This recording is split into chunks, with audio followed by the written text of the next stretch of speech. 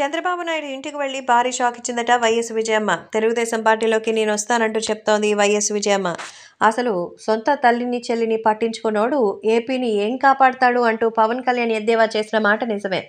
మరి చెల్లెలికి తగినటువంటి పదవి ఇవ్వలేదో, లేదా మరి తాను చేసినటువంటి పని వల్ల ఇద్దరు కూడా దూరమైపోయారో తెలీదు గానీ, సో ఏది పాయింట్ అనేది మనం చెప్పలేం. కానీ మనకున్నటువంటి వాళ్ళు గొర్రెలుగా తయారు కాకూడదనే ఉద్దేశ్యంతో ఈ రేంజ్‌లో అయితే సపోర్ట్ చేస్తున్నట్టుగా అయితే సమాచారం. కాబట్టే ఈ విషయం ఎంతో వైరల్ అవుతోంది.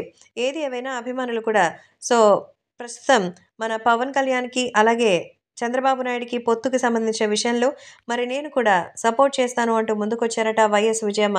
ఇది అసలు సిసలైనటువంటి దెబ్బ అంటే. ఈ దెబ్బకి దిమ్మ తిరిగి బొమ్మ కనిపించాల్సిందే మనోడికి. కాబట్టే ఈ విషయం తెలుసుకుని అందరూ ఎంతగానో షాక్‌లో ఉన్నట్టుగా తెలుస్తోంది. కాబట్టి సోషల్ మీడియాలో సైతం ఈ విషయాలు వైరల్‌గా మారుతోంది.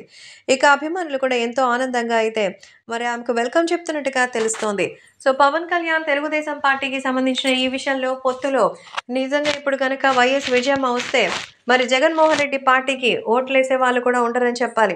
కాబట్టి ఈ విషయం కూడా తెలుసుకొని అందరూ ఎంతగానో షాక్‌లో ఉన్నట్టుగా సమాచారం.